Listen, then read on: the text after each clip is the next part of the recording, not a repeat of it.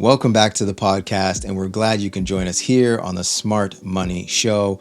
On this episode, we've got a very special guest by the name of Raphael Tachie. He is a lawyer with Dentons in Vancouver, also practices here in Toronto. Raphael is going to be bringing all kinds of knowledge, information about building wealth, generational wealth, tips on tax, and all sorts of other things. Raphael has a wide range of experience and expertise dealing with high net worth individuals. This is a conversation you're not going to want to miss. Yeah, this is the interview. Welcome. Today we have Raphael Tachie, who is a partner at Dentons in Vancouver, joining Charlene and myself. Can you give us a little bit of background, Raphael, on who you are, what you do, what you specialize in? Yeah, thanks, Greg. And hello, Charlene. I'm a partner with Dentons. I lead our tax and estate planning team in both, and I practice out of both Vancouver and Toronto. And really, now I've been doing this work for about 15 years, and my primary kind of practice is focused on helping families and business owners plan for the future. So whether it is setting up structures today to take advantage of tax benefits going forward, or it's, I've earned and I've accumulated some wealth. How do I protect and preserve it and transition to the next generation? That's really kind of the space that I operate in and play in. Uh, and for me, in terms of that work, I try to make sure that I'm part of a community of conversation, especially in African and Caribbean communities, just because we don't typically do this kind of planning. And really, that's how we transition wealth and build wealth in our community. And so a lot of my spare time is having conversations and helping community organizations kind of build the knowledge base around this stuff, this kind of planning. Nice. Yeah, one of the things that really caught my eye when I looked at your sort of background and profile was you referred to yourself as like a problem solver, and you work in that space with high net worth individuals, which is something that I think within our community is sort of a distant idea for many people, is how to bridge the gap between where we are and where we want to go. And so kind of hoping today you could give us, without spilling everything, give us a couple of nuggets of wisdom that we can pass on to people that, we can hopefully change the narrative for a few people going forward. Yeah, for sure. And it's funny when the reason why I describe myself as a problem solver is really because I realized for a long time, you know, a big firm with a big shiny sign sometimes means, for our community, you're not welcome sometimes. Right. And so what I wanted to do was to say, if at least in the space that I operate in, I'm not here to kind of give you a bunch of legalese and send you and give you a stack of papers, but rather is to talk to you about the thing that you're concerned about. How can I help you get to where you're going? And to your question, if I'm building a business today and my hope is to transition it to my kids, how do I get you there? How do I help you get there in a way that is not only good for you today, but good for your kids later on? And so a lot of it is talking about things like tax planning today to benefit you, the structures you need today, and then how do we do estate plans to transition their business ultimately to your kids? And when your kids receive that business or inheritance or whatever, we protect it from their future creditors if they go through marriages that don't work out, those kinds of things. So the thing that you've built doesn't go somewhere else. How do we make sure that we keep it together and move it through different generations? To me, that is the most rewarding practice. It makes law interesting to me. Otherwise, it's a long, boring practice. But when you meet people and you meet families and you talk about what's important to them, to me, that's where the magic happens. Nice. Well, yeah, I mean, clearly it does make a huge impact in the life of, I guess, your client, but also it impacts the generations around them in terms of, retaining wealth, creating future generational wealth, even tax planning. I mean, these are terms. I don't know about you, Charlene, but my family, we didn't talk about this. We didn't hear about it. We didn't know anybody who was in that space. So it's nice, it's refreshing to kind of have some of these ideas that perhaps we're getting to that point where we can change the trajectory, and maybe Yes. kids and grandkids will have a better um, appreciation, I guess, for Mm-hmm. what they're doing today and how that will, because we're at that age where a lot of our clients are our age and they have um, aging parents who are, either health is failing. One of the two parents has passed away now. That's the question of what do we do with assets, future care, and then adult children or children becoming adults. How can they afford to get into home ownership, or even just pay for a decent education? All of those things are still so up in the air for so many people in our space. So it's nice to hear that we have some options. Yeah, Yeah, and it's it's not just that. It's one of those things for us because both Greg and myself are realtors. We have a realtor background. So in order for us to help these older clients sort of move their asset from actually living in it to using the equity in order to help their children or their grandchildren. And put together a POA, which is something that we would go to someone like yourself for, like a lawyer, or even, using, like I said, the equity so that they can help their kids and grandkids. It's a lot of us in this community, we were told to buy the house and sit on the house, right? yeah, It wasn't it We have an asset. It's $1 million, you know? And how do we do that? How do we teach them that they can use their house as an asset to move them forward? yeah, it's interesting because it let's take the positive side of the equation, Hmm. which is the news about mom and dad. How do I take the house that we bought that we paid for the equity and help my child? That's a wonderful place to be. But Hmm. sometimes the thing that's preventing parents from doing that is to say, well, I love my child. They're in this relationship with this person. I hope works out, but I'm not sure. I'm not going to take, a couple of $100,000 out of my house and help them buy a house when I don't know what's going to happen. So sometimes the conversation is, okay, mom and dad, great. Like, whether it's $1 million or a couple of $100,000, maybe it's not a gift, right? Maybe it's a loan, but Hmm. it's a loan that you register on title. That maybe secondary, the bank is going to want its primary priority mortgage, but we register as a secondary mortgage. That's on the house. And when you do that, what you're saying is, I'm investing in you, I'm investing in my child. But if the world doesn't work out the way I hope, if you split up and you own this home, I get to call back my loan, right? So I don't lose my money because I wanted to help. Hmm. And so that's for me, that is one way of looking at it. It's like sitting there and being intentional about what are we doing? How do we help you and protect and still protect ourselves? Hmm. One might be, okay, I have three kids. I have given Raphael $200,000, but I haven't given Greg anything. I haven't given Charlene anything. What do I do in the future? And it might be, okay, in my will, if I pass away, that $200,000 I gave to Raphael, that is a loan that is going to count against what he receives, the inheritance he receives from me. It is all of these things. It's just being intentional about what are we doing. Right. Our kids are not all at the same place. Hmm. Some might be too young to receive theirs. Some might be too old. But how do I do it? How do I help lift them up while protecting myself and also helping them grow and as a community, we need to have that conversation a little bit more intentionally. It's not just a lawyer. The lawyer, I can come up with the structures, but you're going to look at it and say, equity is about X amount of dollars. That's not something I do, right? There's going to be an accountant that's going to say, oh, maybe you buy an investment property and you have your kids live in it because that is tax deductible or something like that, right? So you Right. need, as a community, we need to kind of leverage the knowledge base that we have, all the professionals that we have.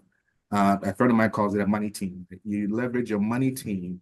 You say, how do I help build wealth and transition to the next generation? And we're not good at doing that because most of the time we don't want to talk about money. Then we don't want to Yeah. talk about debt. Then we No. don't want to talk about divorces. And so it is these things that keep us sometimes from moving I forward. love that money team. I'm going to write that down. Yeah, something you said there sort of caught my interest. Um, One of the challenges I see, and I'd hate to use like our community, but people similar to us and especially Immigrants. well, children or immigrants, children of Hmm. immigrants, Hmm. there is this um, hard work ethic that's driven into us. But at the same time, because we're working so hard and because our parents are not wealthy, but they're making ends meet, there Hmm. isn't that extra to say, okay, with all my hard work, I've been able to, pocket and save $1 million cash, and this is the grand plan. And your Right. parents sit you down and say, this is.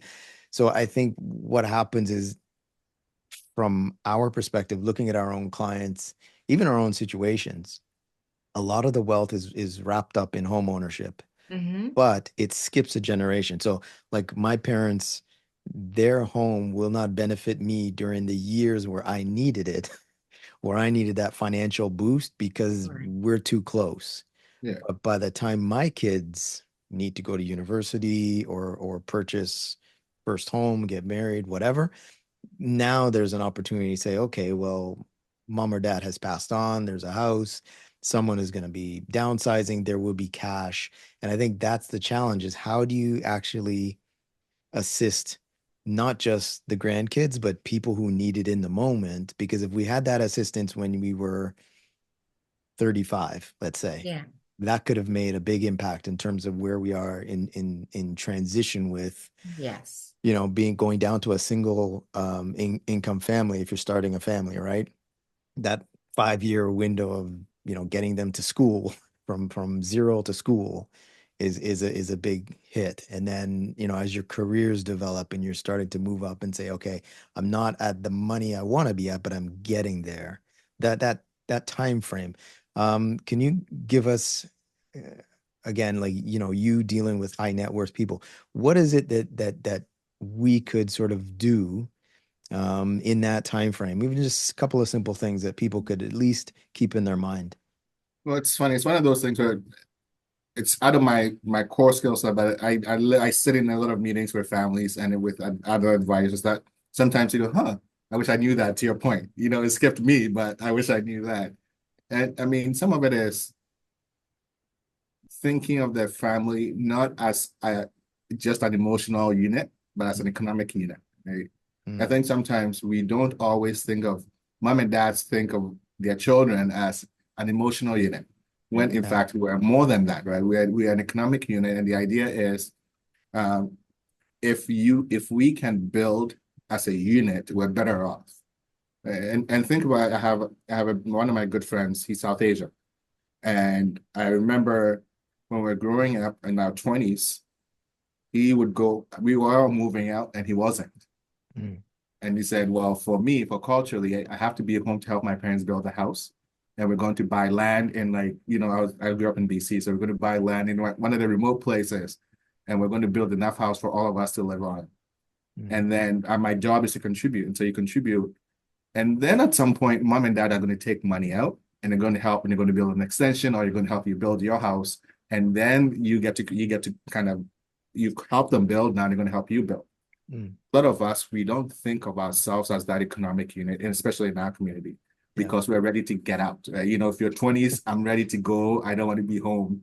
yeah, Yeah. But when in fact, if we stayed, or even if you stay home and you're helping, the parents think it's an obligation. And that's fine. Like I'm an African. My parents said, I'll raise you to your teeth growing, and you're going to take care of us when our teeth fall out, right? So, but we don't connect the two, which is if I Hmm. stayed home and I help build, pay rent, mom and dad, the idea is that when I'm ready to leave, you take some of that money and you help me leave to yeah, go start. So I'm not starting with zero. yeah, That intentionality sometimes is missing. Okay. And to me, now having said that, some people do that, they just don't document it. And then that becomes a different problem. That's when Right. you're dealing with somebody like me.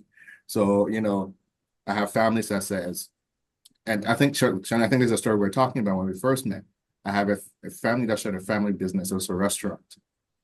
And they did what we're talking about. Mom and dad were the primary kind of economic winners, but all the kids work in the business. They all contribute to the business. But when I go to the bank account, account is open in mom and dad's name because mom and dad pay the bills and they take care of the kids. Dad dies and mom loses mental capacity just a few months afterwards. And the kids want to access the money, the bank account, to still take care of themselves because that's how they've been living. And the bank said, no, this is not your money. It is mom and dad's money. And so sometimes when we're doing these things, they're the right things to do. We have to document those things. We have to document the relationships.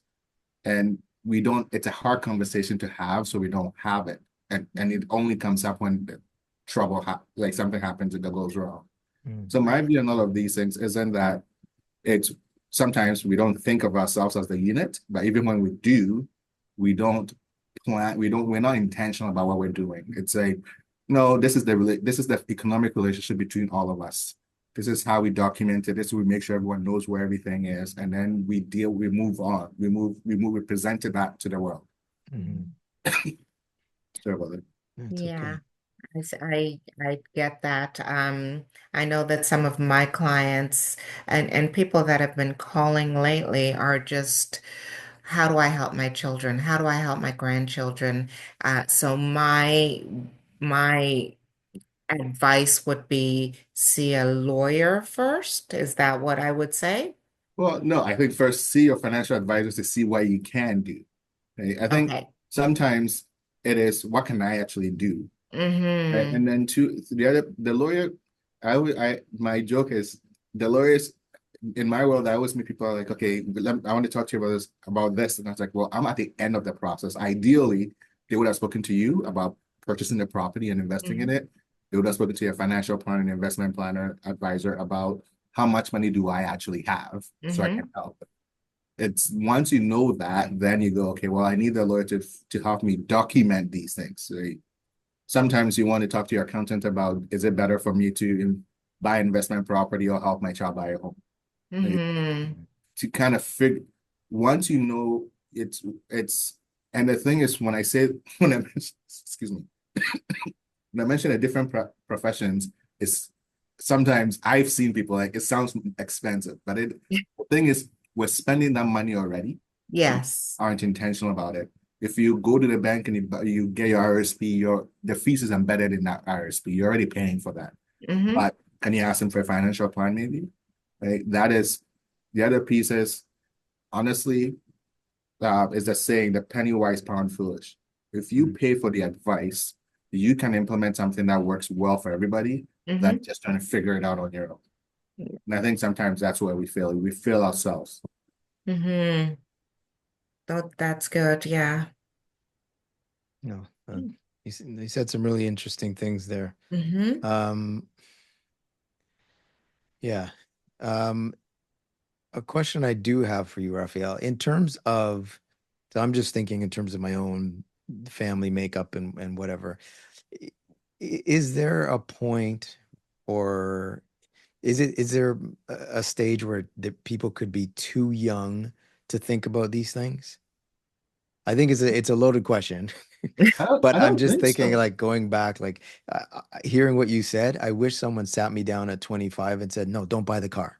I'm like, "What do you Yeah. mean?" And then, I started the plan then, Yeah. Yeah. because the trajectory would have been completely different. Because I remember, Absolutely. I started working after university, and my wife said, after a few years of working, and we all would run to Staples and we get the QuickBooks or whatever, little DVD, Yeah. CD-ROM, throw it in your computer, and you try and figure out your own taxes, and like, haha, I did it.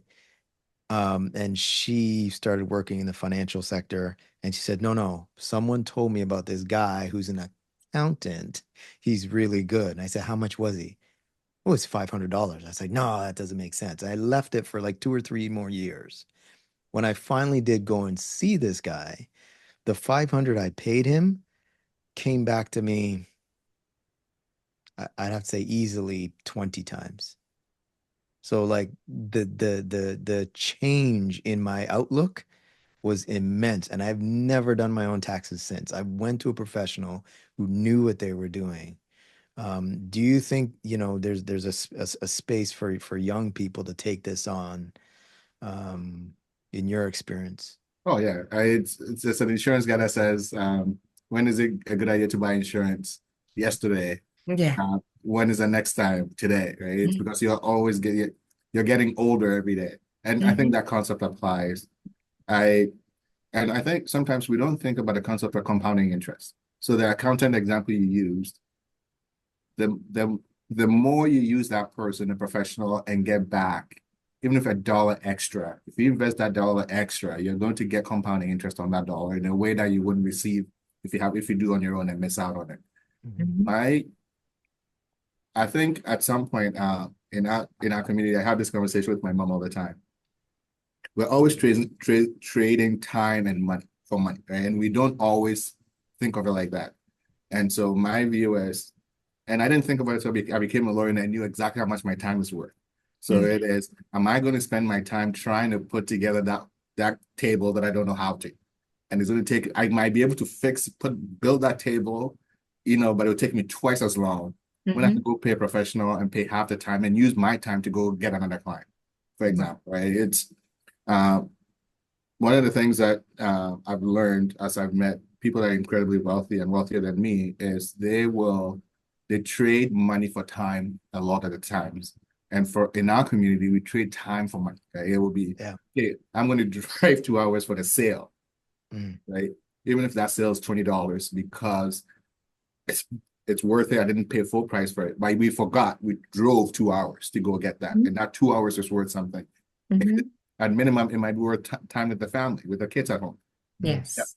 And we don't always think of it like that. We don't always think of the trade-off because we think of time as the thing that we have in abundance and money as the thing that we have, it's rare to us. When Mhm. in fact, people that have the most amount of money, they give away the money to get more time. Yeah. And so for us, it's to your point, it is intentionality, right? It is what are we actually doing? Mhm. Excuse me, what's the Mhm. goal? Mhm. We can focus on that, we will achieve the thing that we care about more. Yeah. Mhm. I absolutely agree with that. It is a time versus money thing. And I know that in not just our community, in a lot of immigrant communities, it's like that. Money, like you said, you're dropping so many little nuggets. Money is rare to these immigrants, people like us. And, having it, because I felt it growing up, having it was wow. And not wanting to part with it was, no, I don't want to part with it, so I'll use my time. But as I've grown, I think that I've changed my mind, my whole entire mind about that, in terms of something as simple as, do I want to spend my time cleaning my house, or do I want to pay somebody to do it? Because with that time, I could be helping a client, right? I'm going to pay somebody to do it so that she can do it and I can get another client. You know, it's something as simple as that, but I get what you're saying. It's a total change of mind for me. Well, the thing is, it's funny, right? Because the piece of compounding interest is money over time, right? And Yes. so if I can think of, well, I don't need to save $30, but if I can invest that $1 now, over time, is going to Hmm. mean something. If I can help my child buy that house today, and yes, I still have to pay interest. Now it means I have to pay extra for my interest. But if that house is going to grow over time, that is time of like I think we don't. It's an exercise it's difficult and foreign for us to think about, and Yeah. it was foreign for me to think about till my late 30s because I had to realize, okay, in some instances, I'm okay to borrow, to use the money. I said the concept of leverage, right? It's okay to Hmm. borrow, to build, if the thing you're building is over time going to be worth more than the interest you're Yes. paying. And we don't always think of it like that. And honestly, an accountant will help you figure that out. Like that's the Right. thing that it is, hey, should I pay my mortgage or contribute to my RSP? I go to my accountant and we do the math. And Hmm. Mm. I get an idea of what it might look like. And that's then how I make an informed decision. We don't always do that, right? We kind of just go by instinct or we go by the thing that's easiest for us to do. Yeah, Yeah. absolutely. I mean, the sort of light bulb moment based on what you guys were just talking about there was that um, it's simple, But I think, you made the reference, Raphael, about, if you could just take $1 and invest it. We all start out with that idea, but if it's something active, I think where we fall down is perhaps we don't have the right system, and B, we probably don't have the discipline and the mindset to look far enough into the future. And Charlene and I are biased, which is one of the reasons why we like real estate, is that, again, you're putting a roof over your head and you're paying you ultimately at the end of the day. And one of the traps we see is that, we don't know exactly what the market is like in BC or Vancouver, but in Toronto, obviously it sort of flip-flopped a little bit with COVID, but rental rates typically are easier to manage in someone's mind than a mortgage. Mhm. But the rental rate will continue to increase with inflation into the future indefinitely. But a house, when you buy it, that's typically the most you'll ever pay per month, right? And if you have Yeah. a long-term vision, that money is, like you said, paying your parents, but living at home, and your parents are now going to give you some of the equity, or give you a cash injection or a boost, or a jump start into something. That sort of education is, I guess, the thing that we're hoping to bring to market. Get past the challenges, the discipline challenge, and ask questions of professionals like yourself. Look for the information, talk to people, and do things differently. Change the generational Yeah. trajectory. Well, I mean, I think you're right. And I'm excited to meet people like yourself and Charlene, because I think as a community, we all have to kind of focus on how we do this, not only within families, but across families, right? Because otherwise we'll all be left behind, right? Yeah. I think back to the things, to your point, I think back to the things that my family and I could have done different. But we didn't know any better. We didn't know anyone to speak to now. But it's not like that knowledge didn't exist in the community. It just wasn't shared, right? Some people Mhm. had it, and I think at least what we're trying to do now is find ways to share this information. Yes. And to me, that is the power. There's the financial literacy, right? It's the literacy around how do we do this with intention and with purpose. To me, that's the new thing, and hopefully Mhm. that we'll look back and say that this was worth it. Yeah, Perfect. absolutely.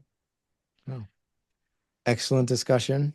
I think that you've hit the nail on the head a number of times Absolutely. and opened our eyes to some things. And hopefully, if you have time, we would love to chat again and delve a little deeper. And we'll certainly get your information. How can people? You mentioned that you practice on the West Coast and in Toronto. Yeah. Um, Perhaps All we can right. get some details, and we can get some people to sort of reach out and pick your Yeah, brain. And you're very kind. I mean, for me, it's actually really easy. If you Google me, my website comes up. It's probably the easiest way, and it has. I'm the one person that's like has his email accounts, numbers, everything on the website. But perfect. Okay. Raphael Tachie at Denton, Raphael Tachie at Dentons Canada. If you look up Dentons is Dentons. If you Perfect. look that up, you'll find all my details there. Oh, I saw. Excellent. And we'll put that in the show notes as well. Yeah, we'll have it in the description. You were easy to find, so I looked you up. It was quick and easy. Yeah, So it's funny. I've had some people reach out and say, how did you find me? He's like, well, I searched your name and I thought, oh, I didn't realize it was that easy. But apparently, when you put it out there, I guess it works. Yeah, absolutely. Thank you very much, Raphael. Thanks, yeah, Charlene. Thank you, Greg. really It was great appreciate talking it. to you. Appreciate Yeah. your time. You too. Well, there you have it. We hope you enjoyed this episode of Smart Money, and we hope you got a lot of useful tips and information out of it. If you do have any questions, feel free, leave a comment down below, like and subscribe. We have more stuff coming down the pipeline, and I hope you stick around for even more great content. For myself, Charlene, and Raphael, thanks for watching.